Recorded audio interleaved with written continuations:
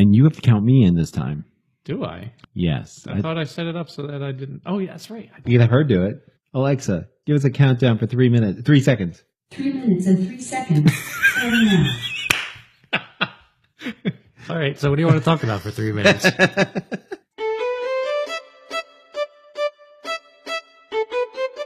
Welcome to I Used to Know. I'm Scott.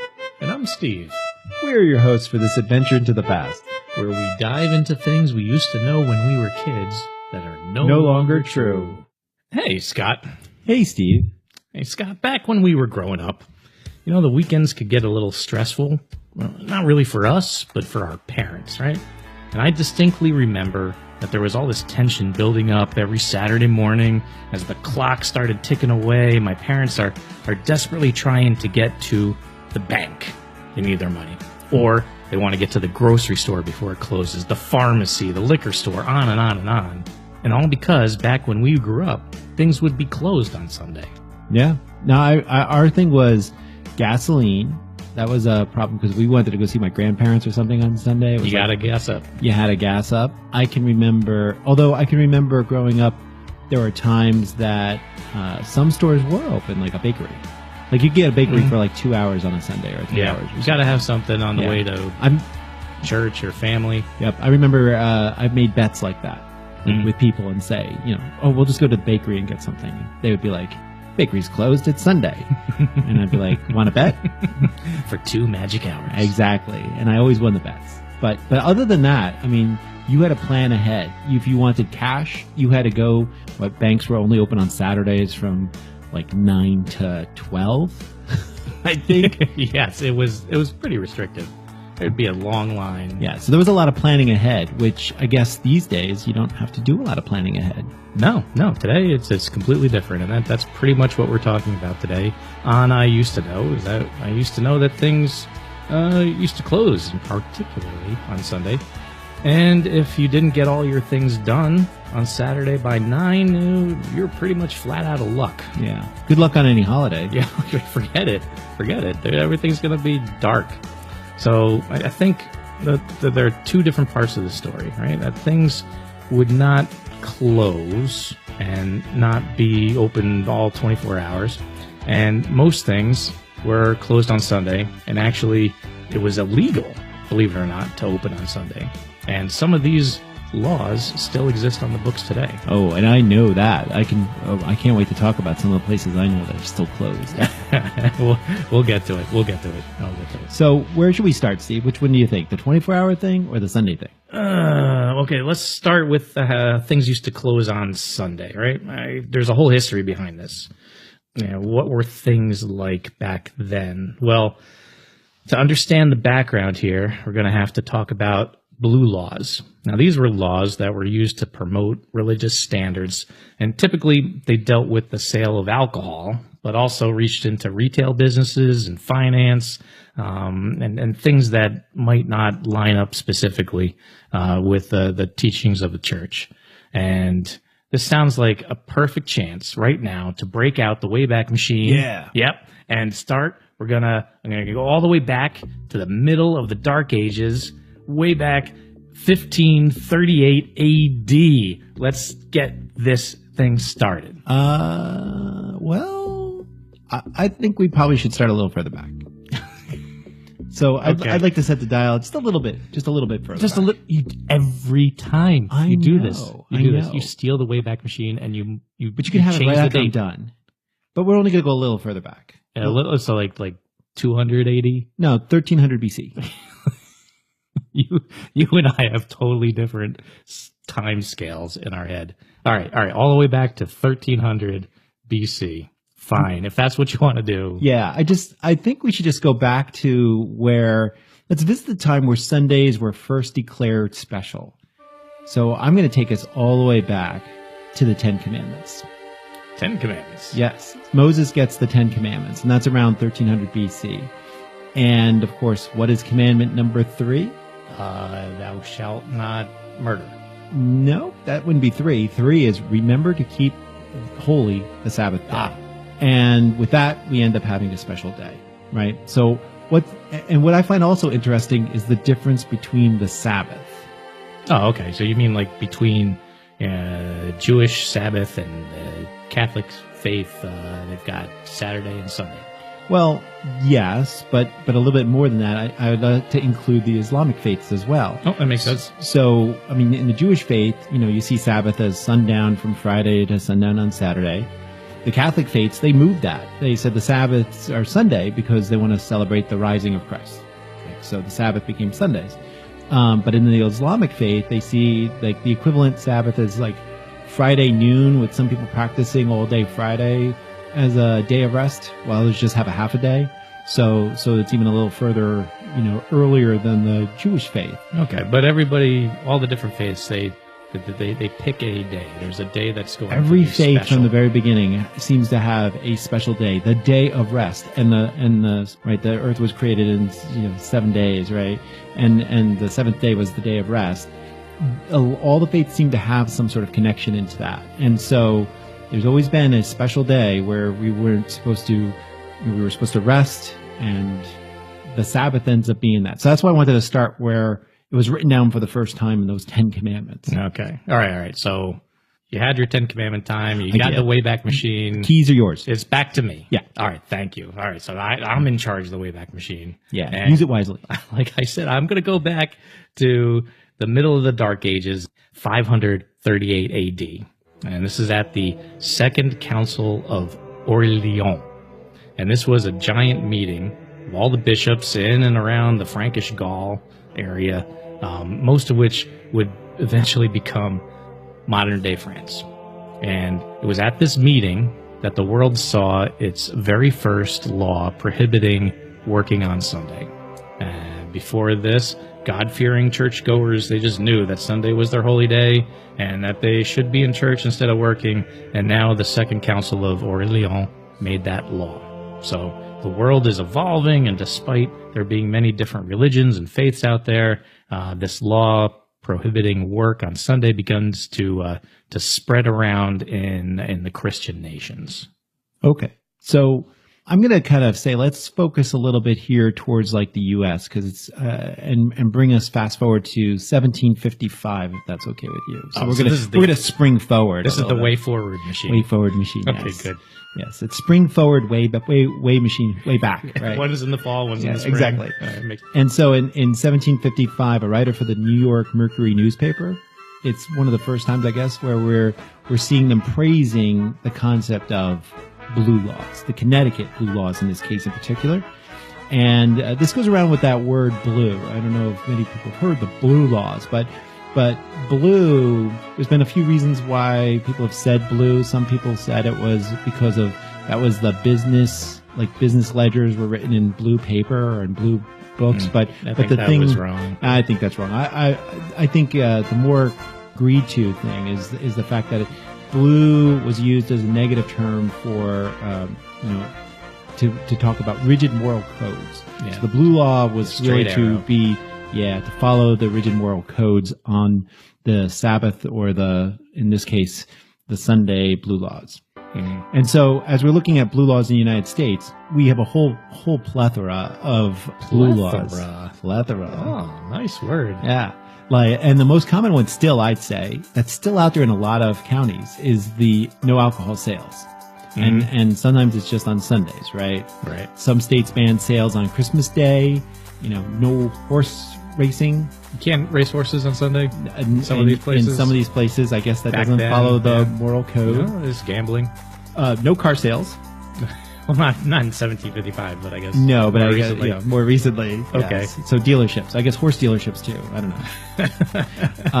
know. Well, so no car dealerships. It's like car sales are immoral, or and it's funny. I remember growing up. That was the time whenever somebody in our family needed a car, we'd always visit these dealerships on because Sundays. you're not going to get bothered. Nobody You just came walk to you. around, You were just walking around looking at the see cars. what's on the lot. The police might look at you strange. Yeah. Well, and there are usually 6 other families walking around doing the same thing at the same time. Everybody was checking out the cars on Sundays because there was no salesperson coming up to you, and they gave you a good way to kind of say, I want to zero in on these kind of cars. Yeah. Forget day of rest. It's a day of not being hassled. At the car dealership. Yeah, exactly.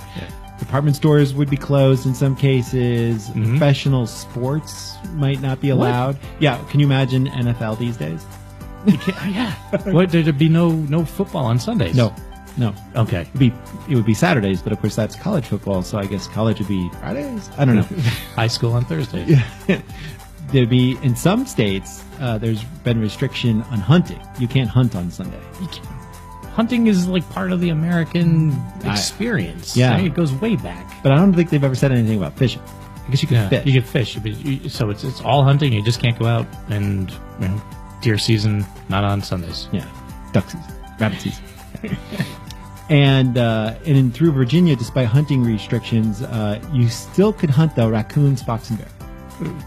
Why? I guess they're not God-fearing. I don't know. Some of these seem kind of arbitrary, don't they? I mean, you can hunt, but if it's a raccoon, we don't like raccoons. Yeah, you can hunt those on Sunday. Sure, that's a good thing. Yep. New Jersey had a law: no vain song singing. No vain song, so you can't. What is so that one that was like, you're so vain. I guess you can't sing that one. Carly Simon is Yeah. just she's muzzled on Yep. Sundays. I bet you think he was talking about you. You're just gonna go through the whole lyrics. Yeah, I was. New Jersey also has some about electronics and clothing, and there's some that say you can't sell anything on Sundays and things like that. Through these laws, New Jersey seems like it's one of the more strict. Oh, I think we're going to get into that later because there's some good things in New Jersey. This to is talk New about. Jersey.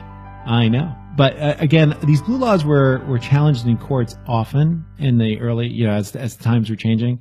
And a lot of them were defended on secular reasons, even though they were mostly religious based. But, as you can see going forward, you'll see what happens to the blue laws. Well, let's talk a little bit about those court cases then. So it was in 1961, there was a Supreme Court case, McGowan versus Maryland. And in this, the Supreme Court actually approved and held up the state's blue law restricting that you couldn't have these commercial activities on Sunday, noting that, we admit blue laws were originated, or blue laws are put in place to encourage attendance at Christian churches. The law today is really providing a uniform day of rest for everybody.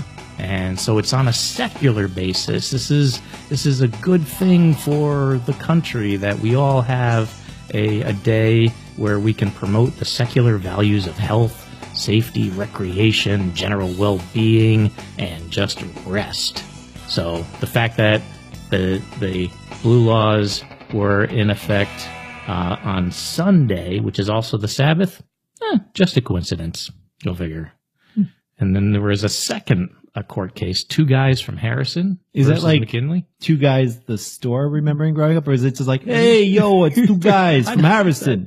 What is it? Somehow in the legal document, it's not Joe and Sam from Harrison. It's two guys. Two guys. I bet you it's the store though. I'm thinking could be the old two guys. The two guys store was. Right. I would go there all the time. Dover. Yeah. They had a bowling alley. And you would put a dime into this bowling alley. It was like a kid-sized bowling alley. And these little animatronic pins would set up, and the ball would come down. And as like a 7-year-old, my parents would just park me there with a roll of dimes, and I would bowl for a couple hours, and they would get all the shopping done. Two guys. I actually don't remember much of Two Guys. The only thing I remember from Two Guys was that right before Christmas, they would have these crazy sales that would go from like 6 p.m. to midnight. Stores open at midnight. I know. And they would have raffles. And I remember my parents won like a 12-inch black and white television once from them. That was one of the big ones. Yeah, they were a big winner because they were there up until like 11. with the 14 other and two guys. Yeah, exactly. It's just like, who's going to be shopping at 11? This is 1979. And keep in mind, we're talking a 12-inch black and white TV, so it was like a truck. You have to fill out the tax paperwork. Yeah, it was. I think they may not have had tubes at that point. I think we might have actually just left tubes. Wow. Yeah. Wow. Two guys. All right, so that brings us back to two guys from Harrison versus McGinley. And this is also 1961.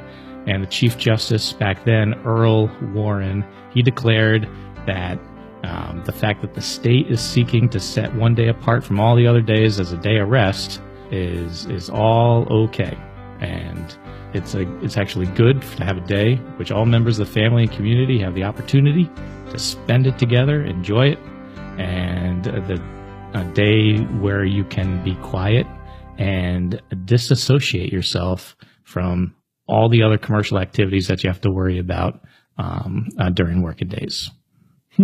So 2 back-to-back court cases in the early 1960s basically saying blue laws, even though they're rooted in religious value, they must be good for the country because, hey, we all need a break. So now everything's closed. Sundays in the 70s, grocery store, the banks, department stores, you name it. But I totally remember things changing in some places. And in fact, I remember the town next to us. I don't know if you remember, but there was a store in the town next to us that wanted to be open on Sunday. Really? Because their owner, the Sabbath was Saturday. They followed the Jewish faith. Oh. And they were like, why are you telling me I have to be closed on Saturday and then telling me I have to be closed on Sunday? Got a case. I want to be open on Sunday and be closed on Saturday. And they didn't make a case. I think they just made a petition to the town, and the town was like, makes sense, and they changed it. What was this? Do you remember the story? Well, we already talked about 2 guys, so it can't be 2 guys. Nope. And 2 guys was in Dover, not next to us. Yeah, this is gonna be, no, nothing big like the Macy's. economy store. The economy Yeah, store. so you'd have those economy, like they give you stamps, like frequent buyer stuff. You'd have the stamps that you throw in the book. You could put the book and then you can turn it in. You get cash or prizes and Yeah, it wasn't much, discounts. Pack of I gum. do remember it was a 2-story store. And Yep. they were, Yep. it was- Gardens in the bottom. Yeah. So the economy store, they worked it out with the town where again they could be open on Sunday and closed on Saturday, which So it all worked out. Yeah, and to my family that meant everyone went to visit us from all around New Jersey on Sunday when they wanted to visit us because then they could go shopping. Because Because that it was store like a- was open special. Yeah, it was like a treat. That's right. It was like, yeah, you'd actually be able to shop on Sunday. That's amazing. And in the middle of, quote, the sticks. we were back in the woods. Yeah. Well, just think, I mean, all the pressure of the weekend, trying to get all of your errands done on Saturday, even half a day on Saturday. Everything starts closing early on Saturday. Yep. Just be able to go to the economy store on Sunday and, buy some of the things that you forgot to get on Sunday. Yep. Great. And then think about the 80s, right? So you and I growing up, I think about the 80s all the time. well, think about in the 80s, we were, for a little while there, I'd say we were next to being mall rats. we were close to it. Yeah. And Pretty much which, the by the way, definition. is the definition of the 80s, a teenager in the 80s, Yeah, right? yeah. You were a mall rat. That's And what you did. yeah. And so do you remember them with the petitions for the Rockaway Town Square Mall in New Jersey to be open on Sunday? They did that? I don't remember. I Yes. mean, back then I would have been a preteen, a teenager. Yeah. I wouldn't have cared. So I remember walking by, and they would grab every adult and ask him, "Are you from this town?" And if you were able to sign the petition because you couldn't sign it if you were from outside the town. All right, it But makes it sense. was- It's a local It ordinance. was a local ordinance, and Uh-huh. so. But I mean, I think the first shot through, they got it, and that was one of the first malls in the area to be open on Sunday. Yeah. Because we spent, I remember spending Saturdays and Sundays there. The whole weekend was. Well, the at the mall. summers we spent the whole summer. Pretty much. Right? do Parents would everything. drop us off, hang around the mall. I don't even. There wasn't much to do. You wander around the mall and then And have Zebra 2 pistol fights. Zebra 2 pistols. Yes, Yes. with the little yellow BB. The little rubber BB gun. the Yes. little, yeah, they wouldn't hurt you. You knew you got hit. were right. We took those to the mall. We used to have fights in them. What? Yeah, from the second floor to the first floor and all over. Yeah, Oh man, it was a different time. we must have waited. Can you imagine doing that today? No way. No, That was a different world yes. back then. I used to know that. That might be a fun podcast someday. I used to take toy weapons to the mall and have shootouts. At least they didn't look like real guns. I mean, they weren't like gunmetal black Yeah, no, or anything. they were They looked definitely clearly toys. like a toy. And we were 10-year-old or Yeah. 12-year-olds Yeah, running but around. it probably wasn't nice to all the other people dodging our little yellow BBs when they were bouncing They're around. on the escalator just trying to go to Macy's and they're getting popped in the head with the little BB pellet. Exactly. But I forgot about that. what's interesting is Sundays, as things were, grocery stores and restaurants were usually exempt from any of these laws on Sunday. Do you remember you can go out to eat still? Yeah. So that was a big thing. And then I remember gas stations. Well, they were closed on Sundays, so you always had that prep you had to do, right? Yeah, it's kind of insanity. What if you run out of gas on Sunday morning? You were stuck. But that was really in the small towns. If you were doing the highways, you usually had truck stops. Okay, yeah. Well, fair enough. But you're just trying to get to the economy store. I mean, you need the go-go juice. Exactly, the go-go juice. And even today, there's still a lot of places that have blue laws enacted. This is 2018. Yes. And there's places that mostly nowadays it's around alcohol, right? Maybe alcohol and cigarettes or something. But like, I think even here in New York, you can't buy alcohol on Sunday until like noon. Yeah, they have things roped off maybe in some places. Exactly. I really haven't looked.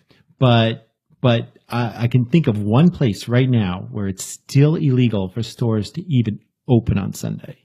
And it's right off the top of my head, and it's in New Jersey. No, in New Jersey still. Well, they were the most strict. Seemed like back in the day. So maybe and it's still there. Where is this in New Jersey? Okay, it's one of the last places in the United States where they still have those strict blue laws where the stores close. It is official. It is official, and it's Bergen County, New Jersey. Which, if you know Bergen County, that's a busy county. Yeah, I mean, we're talking Paramus and all those. Yeah. A lot of the biggest malls are in there. Yes, the Garden State Plaza, the Paramus Park Mall. The Garden State Plaza is gigantic. I Yes. mean, they shut down. Yes, it's still incredible to think that they're closed. And they actually voted, the people of that county have voted to keep it. To keep it. Yeah. They've had several attempts. So in 1980, in fact, Bergen voters, they repealed it narrowly, but they said they didn't want it to be open on. And in 1993, they did it again, and it stayed. In 2013, there was even another attempt in 2013 to lift the blue laws, but they didn't even get enough people to sign the petition to get it on the ballot to a vote. Really?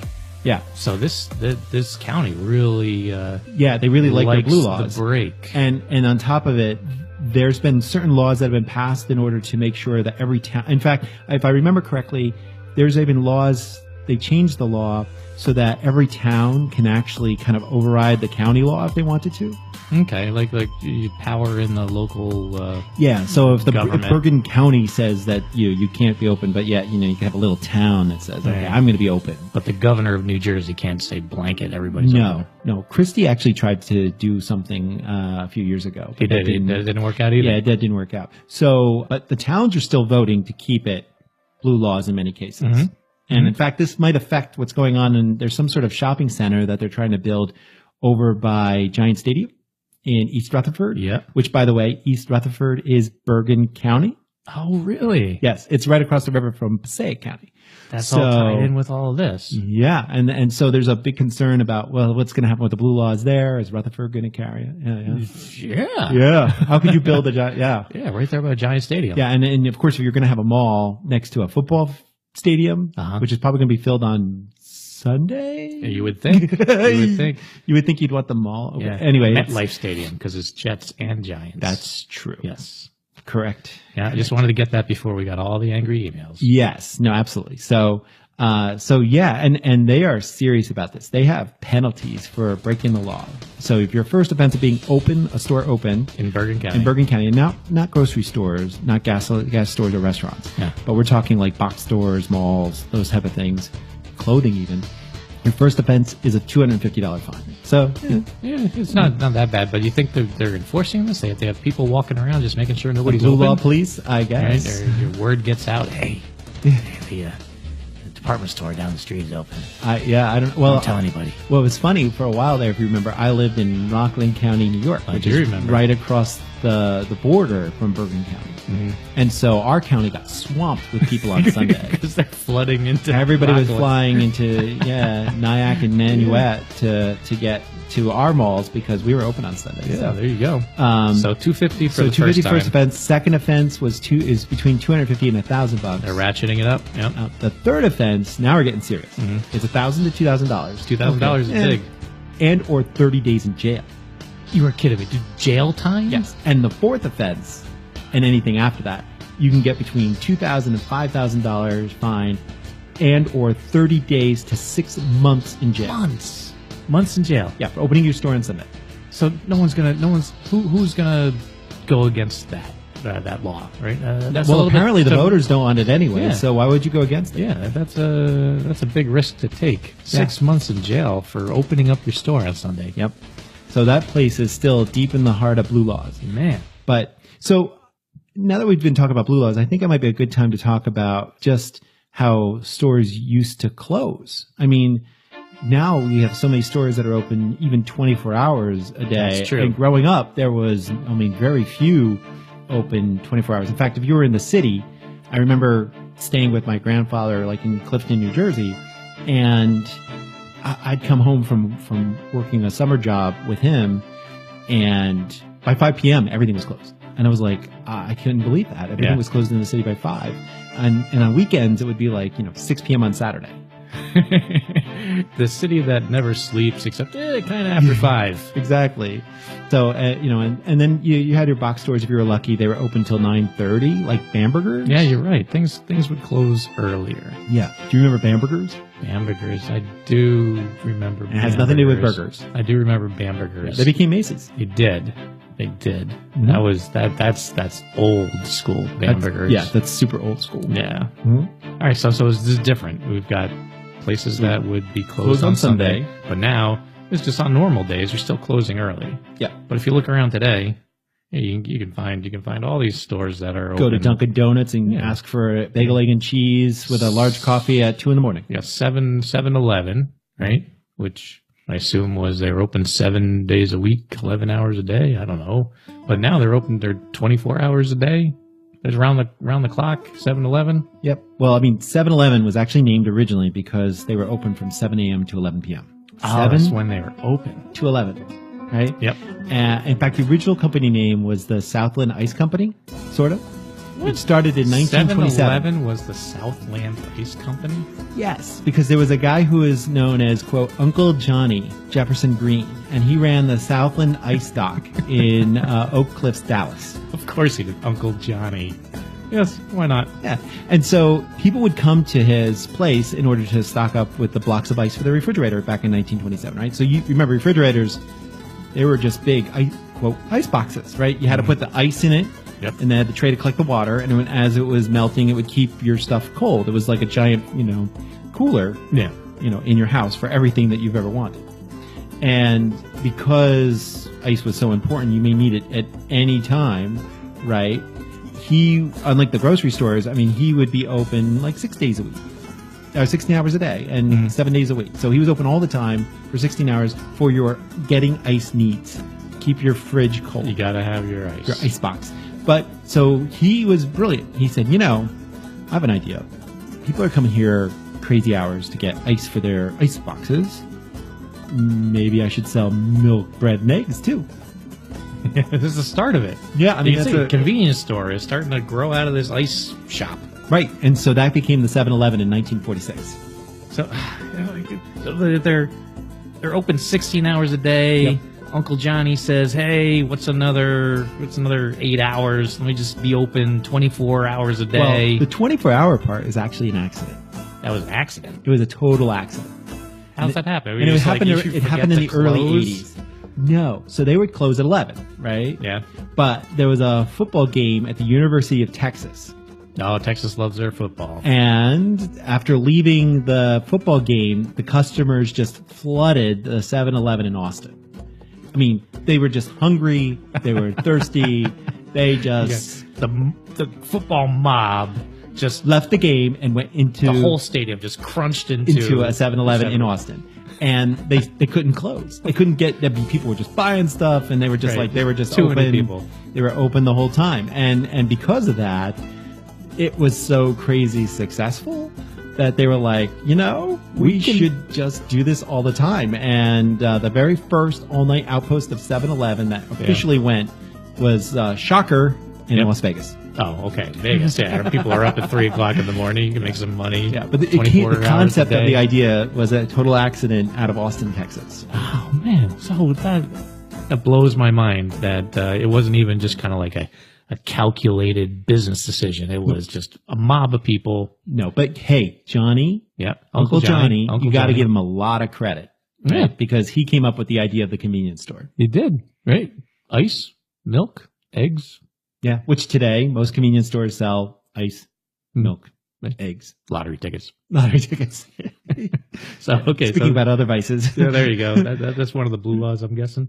All right, now we got 24-hour 7-Elevens, but when did all these other things start to change? Right, it's not just convenience stores. We start to see other stores that are open really long hours. Yeah. Well, like we were talking earlier, I think, the Federal Highway Act in 1956, I think that helped a lot because you had 24-hour truck stops and then Yep. gas stations had to open. People are driving around. Yeah. It's, And then, of course, people are going to want to get, some food, maybe a cup of coffee. So these things started to pop up around the interstates. America starts to be a later night kind of society. Yeah, absolutely. I mean, if you think about it, one of the first things that start happening with people wanting to stay up late may not be particularly towards the store, but people just getting used to staying up late was the Tonight Show. I mean, television really would kind of die out early, but then the Tonight Show with Steve Allen, right, the first one, back in 1954. People are now getting used to staying up late and people are starting to take late jobs. And don't forget, we also have people that are hospital workers Yep. and Night shift. The night shift, these guys are up all night anyway. That's and right. so these 24-hour stores start cropping up around hospitals and ambulances. And it makes total sense. So everybody's, and then don't forget the other piece of the puzzle could be the workforce. So, how workforce changed as we went from the 50s to the 60s, 70s, both partners in a household now starts going to work. Right. And that changed the dynamics for shopping for what you need to keep the house running. You did. Right. There's nobody in the middle of the day going shopping. No. You both are working. So let's go after work. So somebody's got to go after work to get it or work on the weekends to get it. And you still want to have fun with your family. So things just start getting later. Later, 24-hour cycle. Yep. And I think one of the largest impacts to all this 24-hour, get what you need, is the invention and the installation of all these ATM machines, the automatic teller machines. Do you remember these? My mom actually, she was one of the trainers for these ATM Our machines. parents did it together. Oh, My that's mom right. and your mom mom. was there too. Yeah, they both did Both it. of us, they were right there, and they were the people that explained to The buttons. to the cowering masses in front of these crazy technological machines. Hit these buttons and money comes out. What's a PIN number? PIN number. Okay, you got to hit I have this to if remember you want that? Withdrawal. Yeah. But it's not a phone number. How far we have come. Oh my God. Yeah, so now you have 24-hour access to money if you need it. You don't have to get to the bank on Saturday by noon. So all of a sudden that whole anxiety is gone. Credit cards. We didn't even talk much about credit cards, but as we get into the the 19th, 20th century, credit cards. Diners Club. Yeah, One of the first. you can just swipe and pay. You don't need money in your pocket. Right? American Express, you're ready to go. Which I'm sure was really useful in the 24-hour stores because, one of the more dangerous parts of the whole stay up and open all night was probably being alone in a store with cash, Oh, that's dangerous. right? So, but now with credit cards, no cash. Not as much cash. No. And then, of course, buying gas with a credit card. Yeah, you're right at the machine. Yeah, self-serve. And there's only 2 states left that have full service required by law. Let me guess one of them. Would be New Jersey. Jersey. Not allowed to get out of your car. And I think Oregon, but I thought I remembered Oregon was trying to change that law. So it may have changed. I'm just not researching it Did right. you say Oregon? Oregon. Oregon. Oregon? Oregon? All right. Oregon. All right. I'm just checking. So you can see how, right, it's a different world now. It's a 24-hour world. It's everything's open all the time. Internet, shopping online, Amazon, whatever you want.